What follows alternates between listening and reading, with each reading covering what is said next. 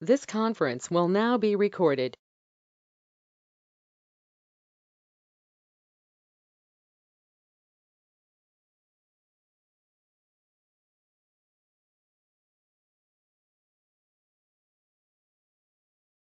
So in today's session,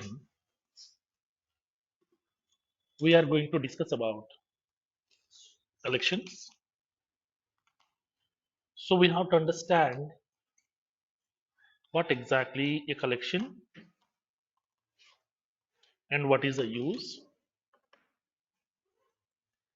So how the collections are different from arrays and what are the various collection classes that we have in Salesforce and what is the functionality of each and every collection class and how to manage the elements inside these collections by using the various ready-made methods and what kind of methods offered by each and every collection class and what is the syntax of each method and what is the significance of each method we'll see practically today. Now, so the collections is the base for the entire Salesforce development. So the topic is very, very important. Now let's see. So first of all, we have to understand why should we go for collections. Generally, what do you mean by a collection? Okay, a group of elements. Okay, a group of elements. So by looking into this word collection we can understand this collection allows us to store a group of elements. Now already we have a feature already we have a feature called as arrays which are used to store a collection of elements. In order to store a group of elements already we have a feature arrays. Then why can't we go with arrays? What are the drawbacks that we have in array? Why should we go for collections? Now, we have to understand first. Whenever we are managing the elements with the help of arrays, in arrays we have identified few drawbacks. In arrays, we have few limitations, we have few drawbacks are available in arrays.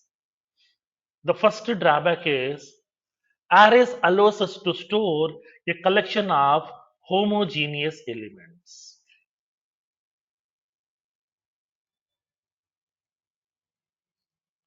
Arrays allows us to store a collection of homogeneous elements. That means what? Whatever the elements we are going to store inside the array, all the elements will be of same data type. The similar data type elements we can store inside the array. But we can't store heterogeneous elements. That means the different types of elements we can't store inside the array. Like I want to define an array which can store four integer elements, two string elements, one boolean element, one date element, two time elements. Like that, I want to mix all these things into a single array. But array won't support because arrays allows us to store only homogeneous elements. That means same data type elements it allows us to store, but we can't store different types of elements inside that array. That is the first drawback. Second drawback is arrays are fixed size collections.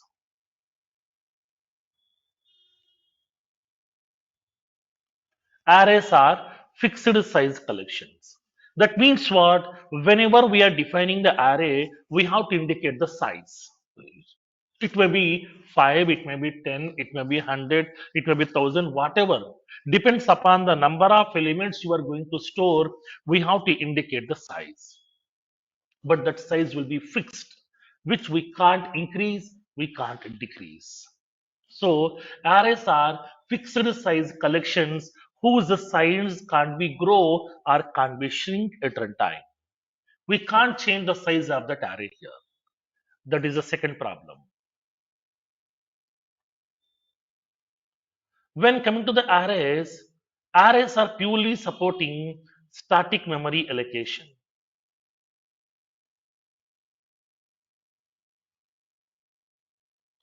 Arrays are purely supporting static memory allocation. What do you mean by static memory? Hmm. Fixed memory here. That means what? Whenever we are defining the array, for example, I'm defining an array, some integer of some 5. Then how much memory will be getting reserved? How much memory will reserve? 20 bytes of memory will be getting reserved. So assume that this is the 20 bytes. Now, whatever the 20 bytes of memory has been reserved, it will divide the 20 bytes of memory into 5 equal partitions. 5 equal partitions over here. Now, in this case here, so upon defining that array by giving that size, based on the size it will calculate. I would like to store 5 elements of type integer. Each integer variable will occupy 4 bytes of memory. It's a fixed size given by Salesforce. So total 5 integer elements, so it will be occupying 20 bytes of memory. This 20 bytes of memory will be dividing into 5 equal partitions. Each partition will be having the size of 4 bytes. Now, inside this elements, it will be storing the default value as null. Now, for example, assume that I'm storing some elements. Here I have stored the element 70, 89, 421. So now in 3 elements, that means in 3 partitions, I have stored the elements here. Remaining 2 elements memory will be what? Hmm. Null. That means these are having the values null. What about this memory? Waste. That means what? In this case, upon defining the array size, I have given the size as 5, but I have stored only 3 elements over here.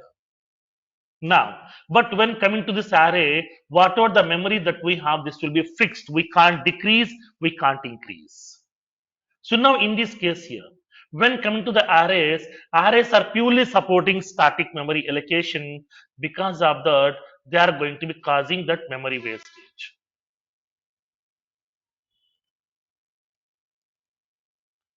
They are causing memory wastage. This is the fourth problem. Next, the fifth problem here. As part of this array, so whatever the elements we have stored inside this array, if you want to manage the elements, that means I want to insert some elements. I want to remove some elements. I want to search for a particular element. I want to arrange the elements in a specific order also. So I want to do some operations inside this. In this case, do we have any ready-made methods in Salesforce to do all these operations in arrays? No. We don't have any ready-made methods. So upon performing the operations on these array elements, we don't have any ready-made methods. No methods. We don't have any ready-made methods inside this array which can be used to manage the elements here. So for that one, if we want to arrange the elements in ascending order, we have to write the code. To arrange the elements in descending order, we have to write the code. To search for an element, we have to write the code. To replace an element value, we have to write the code. Completely, we have to depend upon our own business logic. We have to write the code to do the operations on these array elements. So now in this case here, these are the 5 major drawbacks that we have inside these arrays. So to overcome all these drawbacks which we have, we are using the help of a feature called as collection. Collections are the extension for arrays. So whatever the features that we have in arrays, and then to overcome the limitations of this array, we are using an enhanced facility that is called as collections. Now, so collection will be having so many benefits, and then how to manage the elements in the collections. Okay, we'll see one by one. Okay, now make a note of this one.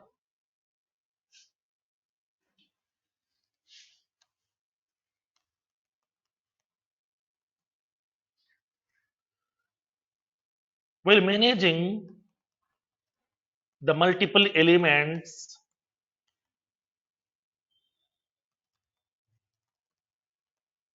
within a single variable,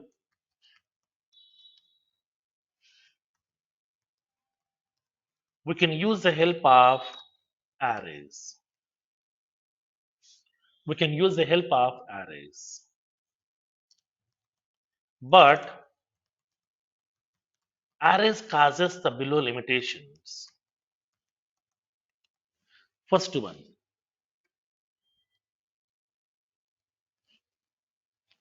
now arrays allows us to store a collection of homogeneous elements. That is, we can store the elements of same data type, but we can't store heterogeneous elements. But we can't store the heterogeneous elements. The second one, arrays are fixed size collections.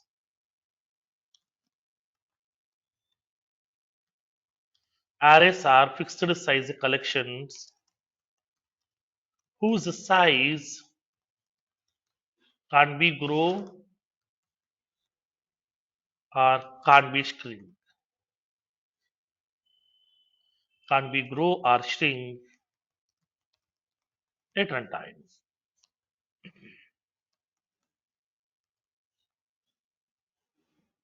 Now, arrays purely supports static memory allocation.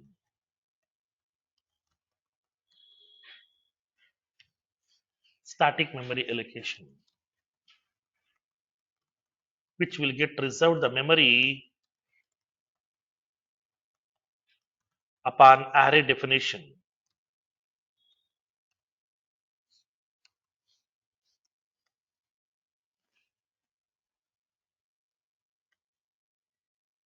Fourth one,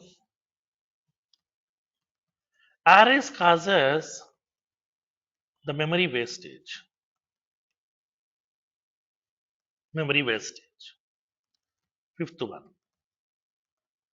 arrays won't provides any ready-made methods to be used to manage the elements inside it.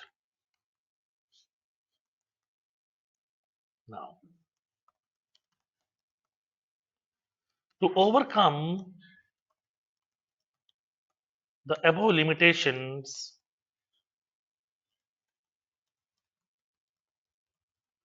we have to use the help of collections.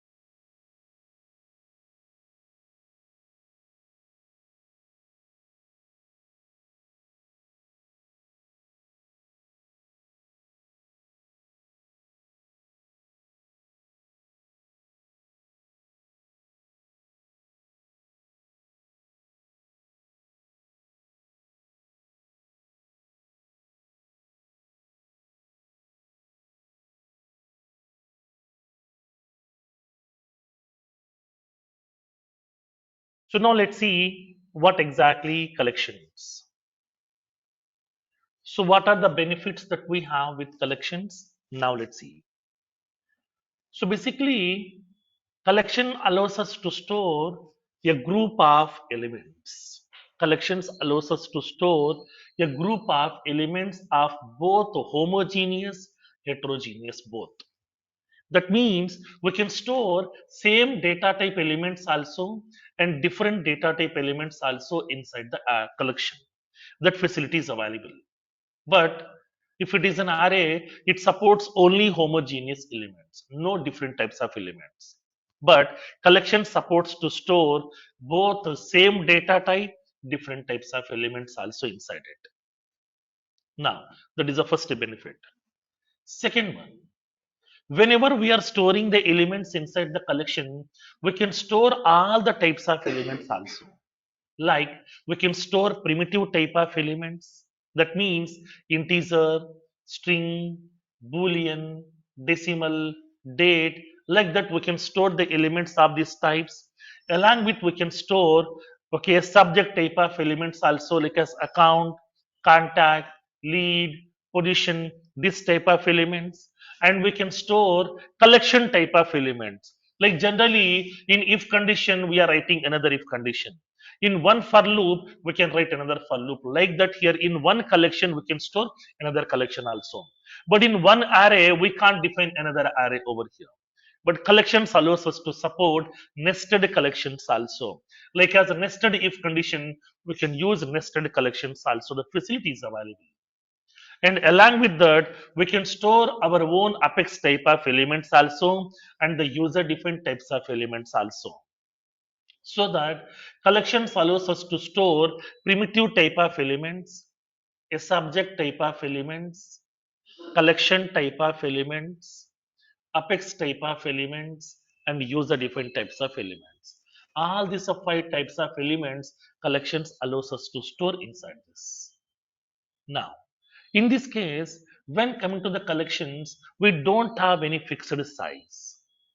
Upon defining the collection, we no need to specify any size because collections are purely supporting dynamic memory allocation.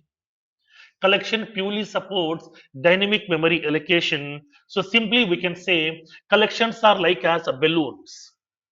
Balloons. Generally, balloon size will be very, very small.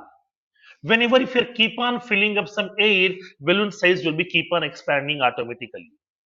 Suppose if you're removing some air, automatically size will be getting decreased. Like the similar passion, if you keep on adding some elements to the collection, collection size will be getting expanded automatically. If you're removing some elements, collection size will be getting decreased. So collections are purely supporting dynamic memory allocation so that collection size can grow, collection size can shrink at runtime as well, so that we can utilize the memory very, very efficiently. There is no memory wastage concept in collections. Now, in this case, if you want to manage the elements inside the collection, we have some ready-made methods. We no need to be writing that huge lines of code.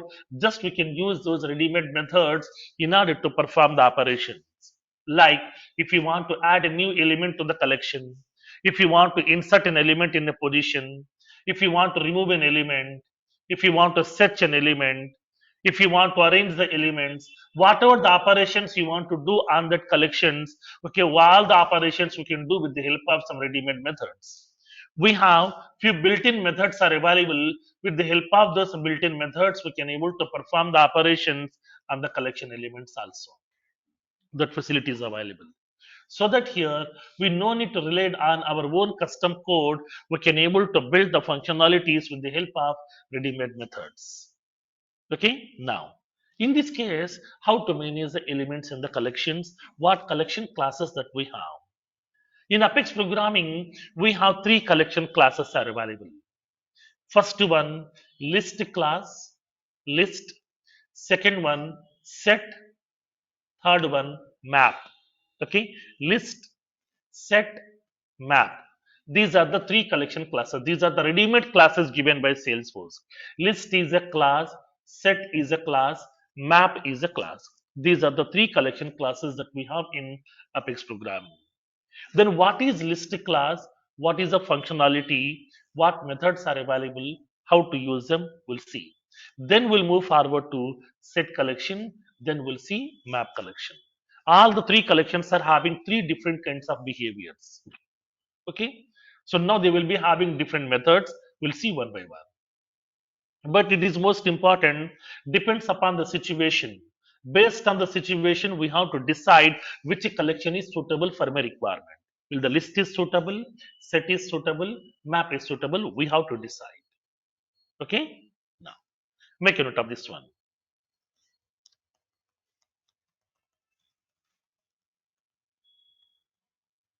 Collections allows us to store a group of elements of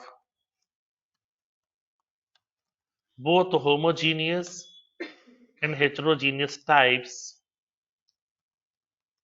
inside it.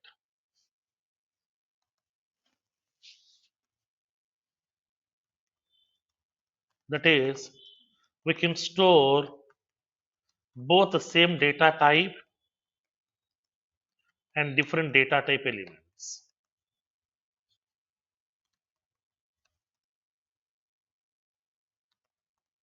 Collections allows us to store the elements of type primitive,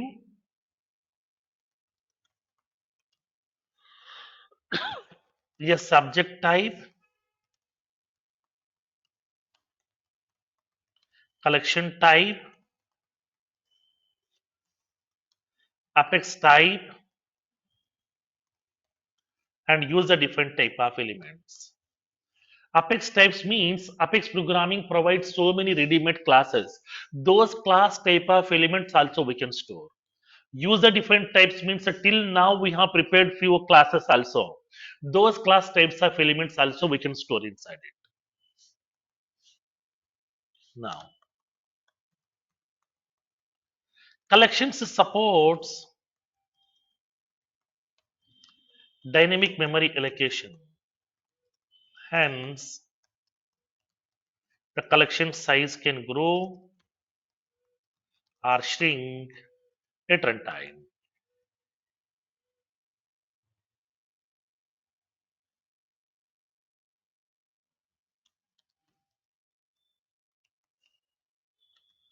We can utilize the memory inside the collection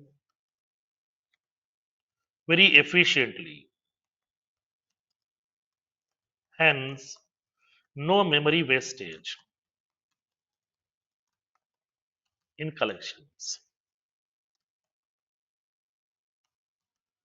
Collections provides a set of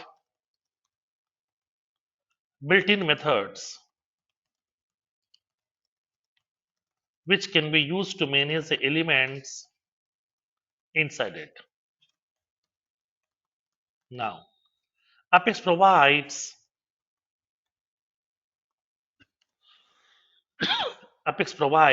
the below three collection classes. First one, list. Second one, set. Third one, map.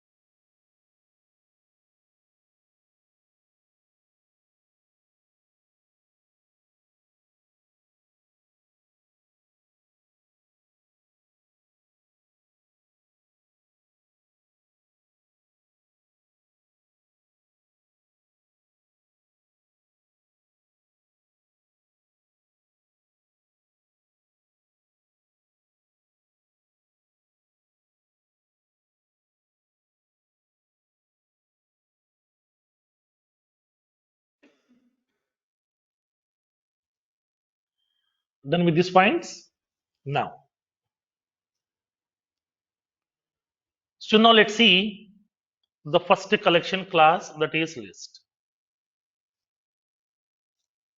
Now, so we have to understand what exactly a list collection, what is the use, what kind of features that list collection supports, and how to define a list collection, what is the syntax we used to follow, and what methods are available in this list collection. Now let's see. Now let me explain. Basically, list is one of the collection class. Okay, list is one of the collection class which allows us to store a group of elements of both homogeneous and heterogeneous elements. List collection allows us to store a group of elements of type both homogeneous and the heterogeneous elements also. That means same data type elements we can store, different types of elements also we can store inside this list collection. Now, in this case, whenever we are storing the elements inside the list collection, list supports to store primitive type of elements, yes subject type of elements, collection type of elements, apex type of elements, user defined types of elements also. All these five types of elements it allows us to store inside the list collection. Now, so in this case, whenever we are storing the elements inside the list collection class, there is no specific fixed size. We don't have any fixed size as part of this list collection. We can keep on store the elements inside the collection. Automatically, the size will be getting expanded because list collection purely supports dynamic memory allocation. Because of the dynamic memory allocation, it will be increasing the size. It will decrease the size at runtime. Now, in this case here, let's see. Whenever we are storing the elements inside the list collection will purely preserve the insertion order because list is an ordered collection. List is an ordered collection. What do you mean by ordered collection? Now, let me explain. So, ordered collection means simply like as a queue. For example, we have an empty queue. So now nobody is available inside the queue. In that case, the person who entered into the queue, he will be in the first place. The person who entered into the queue second, he will be in the second place. Third person will be at the third place. Fourth person will be at the fourth place. So, whatever the order we have inserted, in the same order, elements will be available inside that collection. That is called as ordered collection. Now, let's see. For example, I'm storing the elements inside my list collection. I'm storing the first element over here. I'm storing the first element apex. This element will be storing inside my collection. This is my collection. The element will be stored inside the collection. This is the first element. So now, as of now, the collection is empty. No elements are available. This is the first element I'm adding into the collection. So the element has been stored. Now, in this case, as part of this list collection, in order to recognize this element, it will be allocating an index position which starts from 0. In list collection, each element will be getting recognized with the help of an index position starting from 0. Now, I'm adding the second element, like for example, India. Whenever I'm adding this element India, now tell me where this element will be, before apex or after apex? After apex, because it's purely ordered collection. Whatever the order we are inserting the element, in the same order elements will be available. So first I have inserted apex, so first will be apex element. Second, now I'm inserting India, this will be in the second place over here. So the element will be placed over here.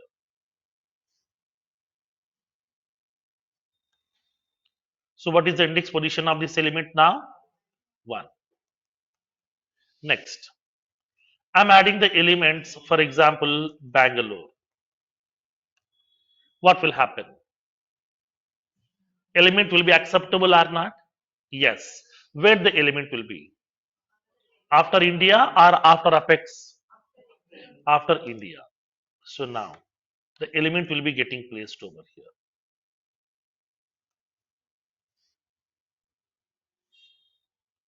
This is the index position 2. Next element. We are having this next element here. Like I have the element, for example, some welcome. The element will be getting added to my list collection. Element will be adding at the last position here. Welcome.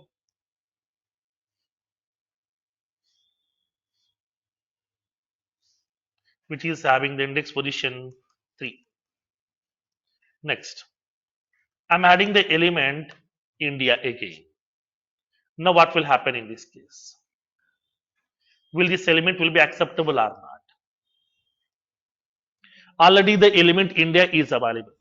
Again, it will accept the element as it is because list collection supports to store duplicate elements also. List collection allows us to store duplicate elements also over here.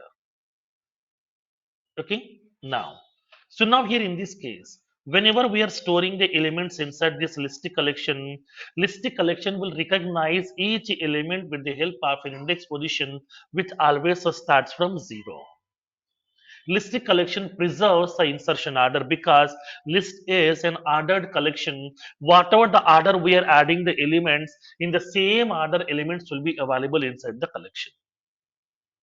Now, in this case, whenever we are storing the elements inside the collection, list collection supports to store duplicate elements also.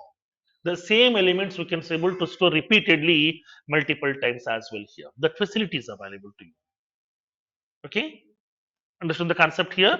Now, now in this case, as part of this list collection, list is an ordered collection which allows us to store a collection of elements where each element can be either both a primitive type or a subject type of elements also.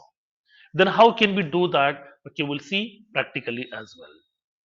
Okay, clear up to this one? Now make a note of this one.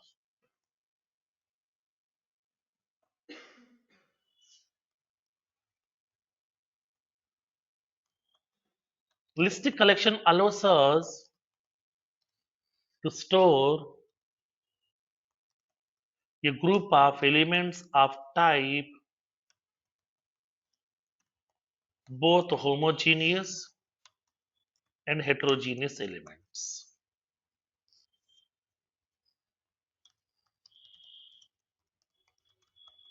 By using list collection, we can store the elements of type primitive type, a subject type, collection type, apex type, and use a different type of elements.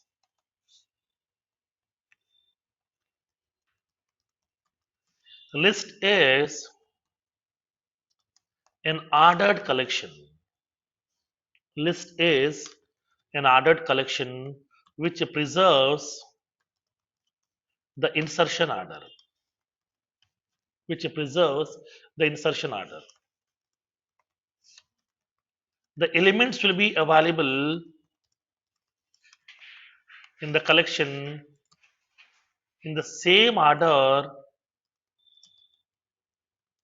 in which they were inserted. The elements will be available in the collection in the same order in which they were inserted.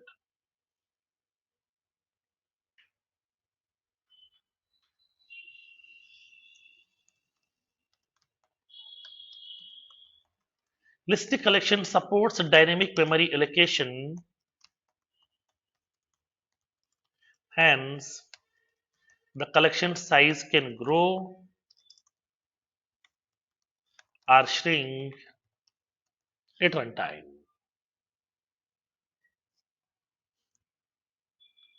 Now, Listic collection recognize each element by using an index position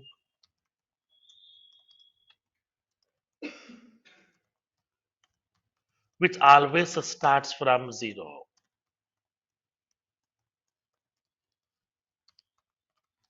List supports to store duplicate elements also. Duplicate elements also.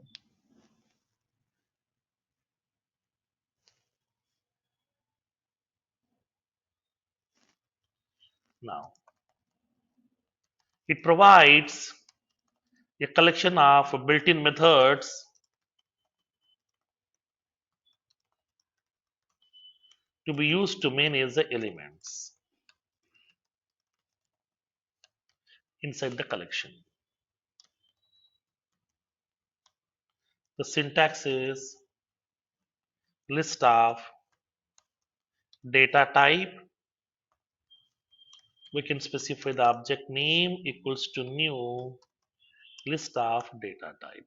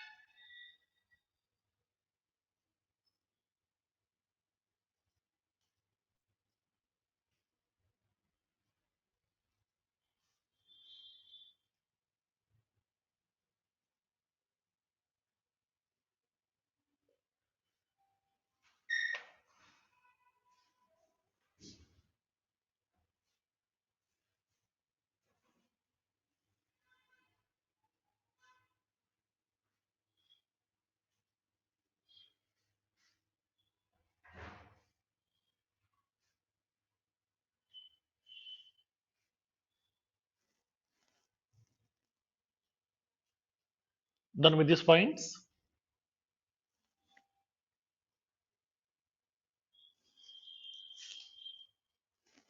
Now,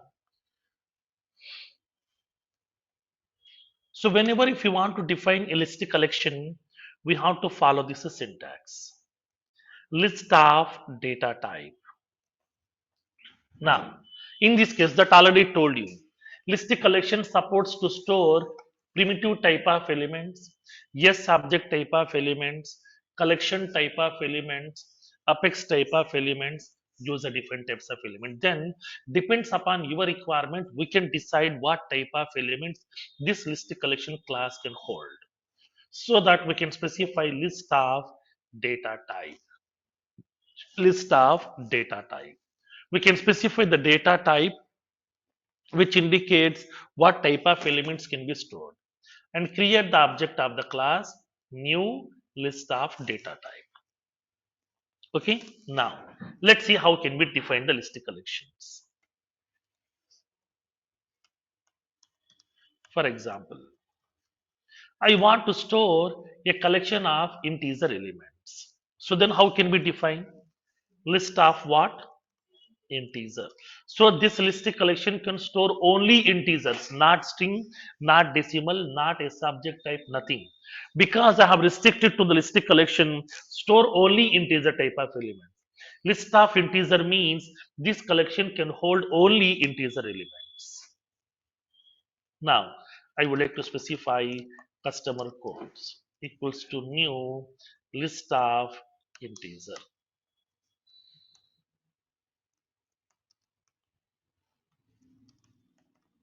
It holds a collection of integer elements. Next, list of string country names equals to new list of string. Now this collection can store a group of string elements.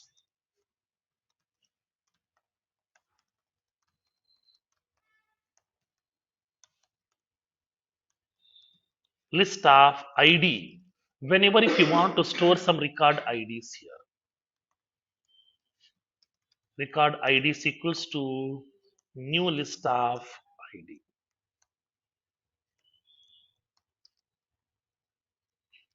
Now it holds a collection of record IDs. I want to store a collection of account records. What we can do? If it is a single account record, we are using account data type. To store multiple, we are using list of account. That's it. Okay, list of account. I'm indicating list accounts equals to new list of account. Now, this collection can hold a collection of elements where each element is nothing but one complete account record here. So, multiple account records information we can store inside this collection. It holds a group of account records. A list of opportunity. LST opti. I'm giving the object name as LST opti equals to new list of opportunity. Now, this particular collection holds a group of opportunity records. I want to store my custom object records like as position object records. So we can specify list of position underscore underscore C. LST positions equals to new list of position underscore underscore C. Now this collection can store a group of position object records.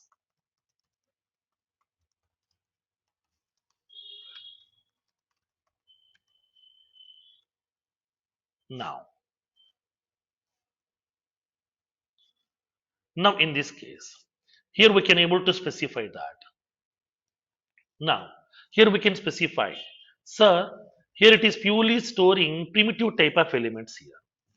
Now here it is storing a subject type. That means all the elements will be of type integer, all the elements will be string, all the elements are ID, all the elements are account. That means only homogeneous. Then how to store heterogeneous elements inside my list collection? Different types of elements. In this case, we can specify list of object. Object means what? It's a primitive data type. Okay, object is nothing but a primitive data type which can store any type of elements also. Okay, which can store any type of elements also inside it. Okay, now so that here we can store one integer element, two string elements also, three decimal elements also, one boolean also, two date also, one time also, like that we can mix all the elements types together. Okay, but only primitive elements here, because this object is a primitive data type which is a generic data type which can store any type of value inside that here. Now lst elements equals to new list of object.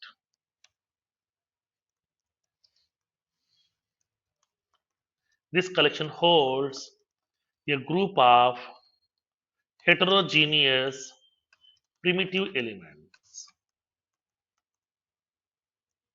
Like the similar fashion, if you want to store different object records, then we can specify list of yes subject.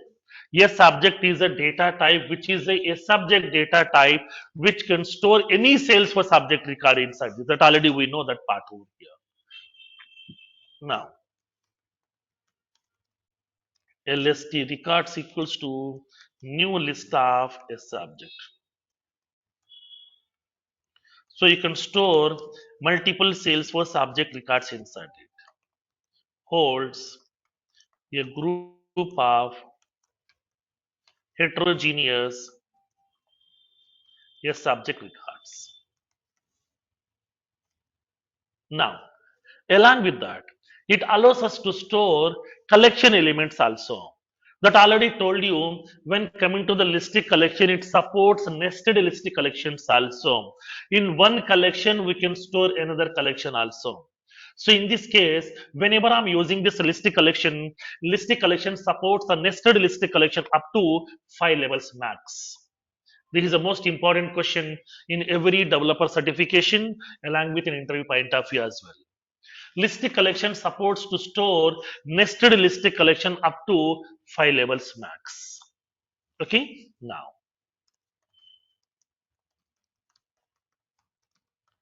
listic collection supports to store nested listic collections up to maximum of 5 levels. Like for example, list of, list of, list of, list of, list, data type.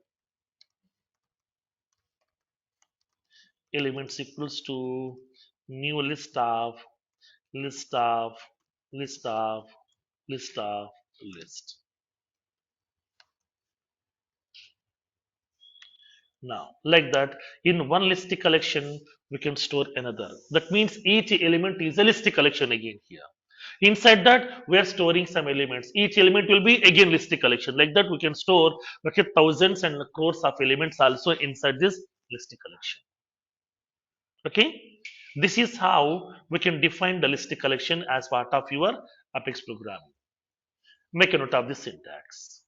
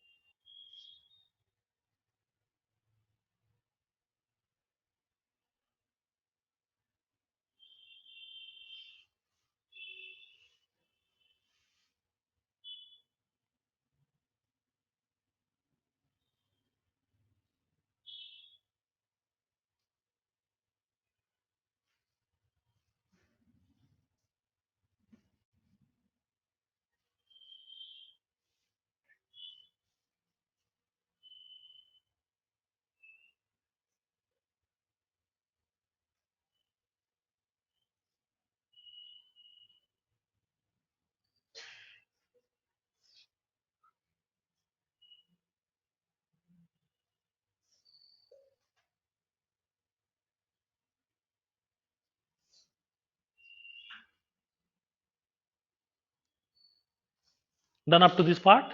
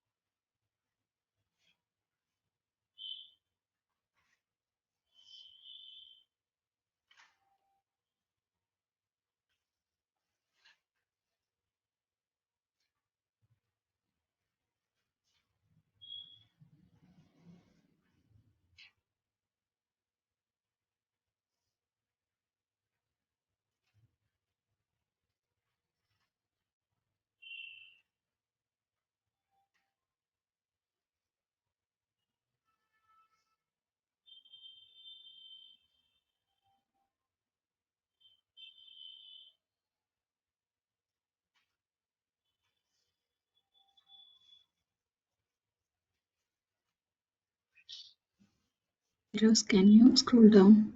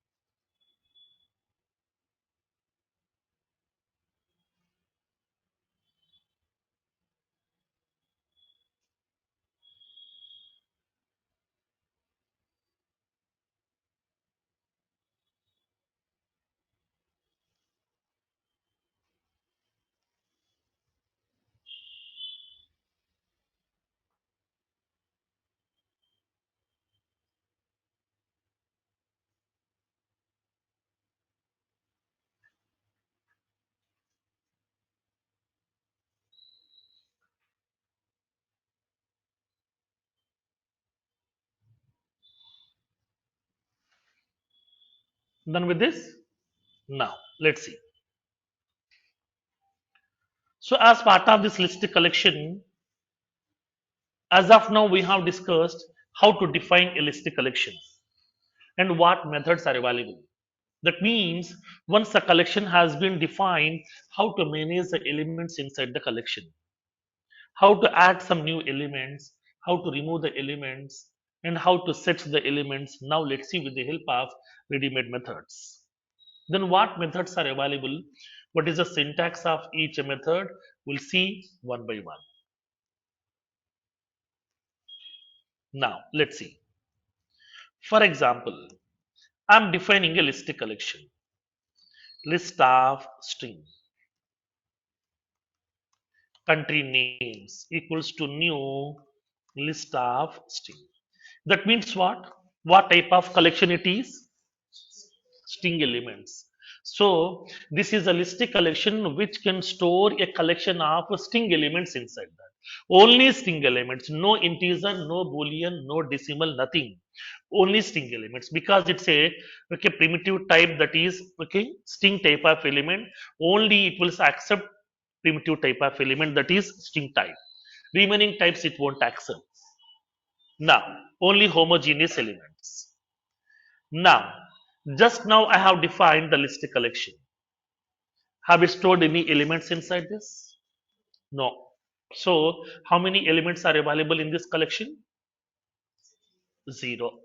No elements are available. Now my collection is empty. Then how to add the elements to the collection? In order to add an element to the collection, we have some set of ready-made methods. The two all the methods are instance methods. Instance methods means what? Which requires object of the class. So we have created the object of this list class with the name country names is the object. Object name dot method name we have to use. Then the first method add. Add method, we can specify the element name.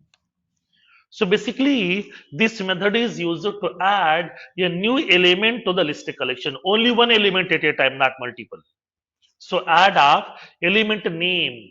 So whatever the element you are going to add to this collection, we have to specify the element name. Suppose if it is an integer element, directly we can supply. If it is a string element, we have to enclose in single quote as usual. The same functionality, nothing different. So in this case, add method is used to add a new element to the collection. So whenever I'm adding the element by using this method, it will add the element at the end of the collection. Suppose for example, if I'm adding the elements also, now let me show you. For example, country names dot add. I'm giving that name as some India. So in this case, what it will do, it will be placing that element over here. It will place the element India.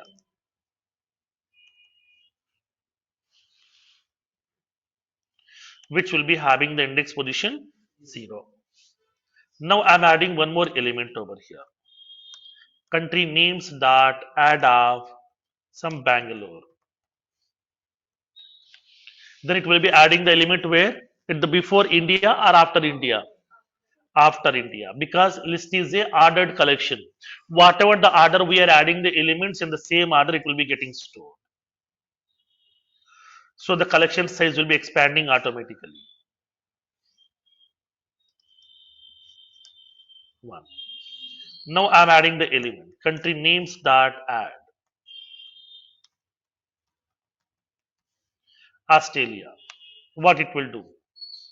It will add the element over here.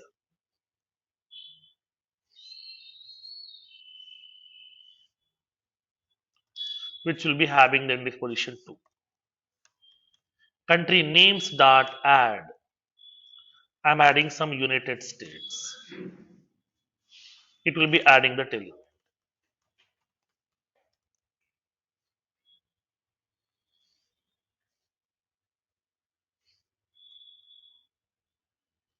Next, I'm adding the element. Country names dot add of some Japan. Element will be getting added at the last.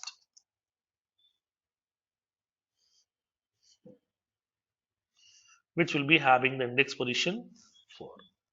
So like that. So whenever we are using this add method will add the element at the end of the collection always, not at the middle, not at the starting here. Okay. So let's see. Make a note of this one. This method is used to add a new element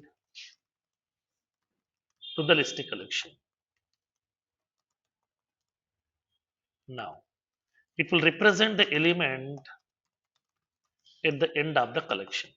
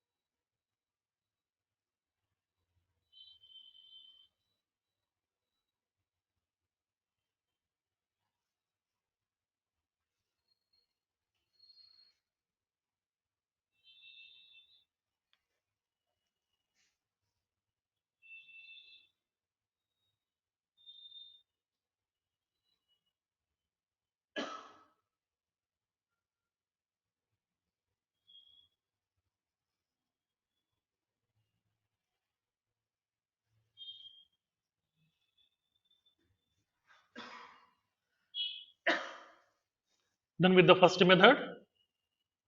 Now, the second one, add of index position comma element name. That means what? As of now, what this add method will do, this add method will be adding the element at the end of the collection. But in some cases, I want to insert the element in a specific index position. In the index position 2, in this place, I want to insert a new element with the name some China. I want to insert an element with the name China. So now you can raise a question, sir, already in the index position 2, we have the element Australia. Whenever we are inserting a new element into this collection, then Australia will be moving to third place. US will be moving to fourth place Japan will be moving to fifth place. That means what? Whenever I'm inserting an element in the middle of that array, that means collection, automatically remaining elements will be escalating to next level automatically. They will be pushed back to the next level automatically here. This is a functionality. Okay. So normal add method will be adding the element at the end of the collection, add of index position. That means in which index position you would like to add the element and what element you would like to add. We have to specify by using this add of index position comma element name. Clear? Now let's see.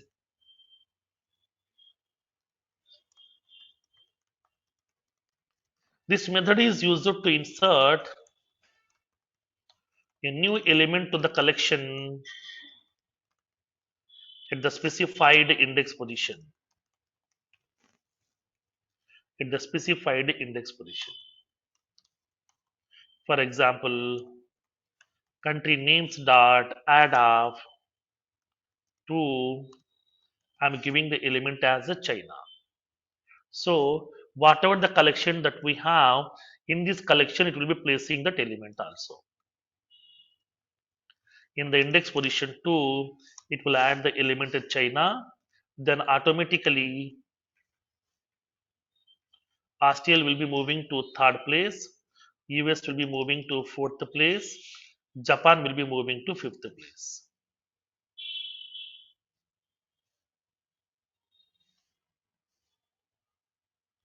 You no need to draw this a picture over here because for your understanding I'm giving this information.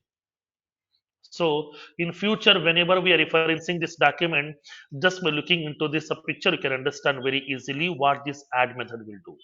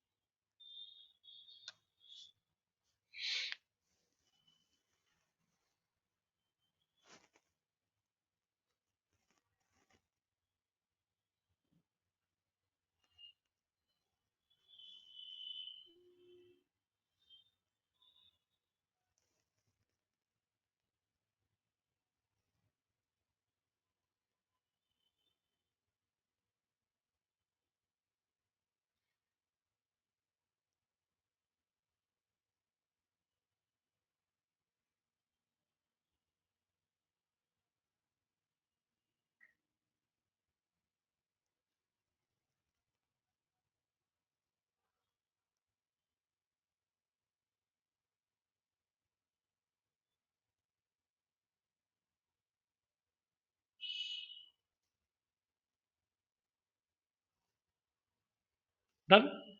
Now next one we have few more methods are available. We'll see in tomorrow's session. So now we are having almost a 14 to 15 methods are available in list collection class. We'll see the remaining methods tomorrow. I will show you with a practical example also. How to use these methods, we'll see one by one. Okay. So go through this information today. Tomorrow we'll see the continuation of this list collection class and we'll see a practical use case as well. Okay. Thank you. Sir, sir,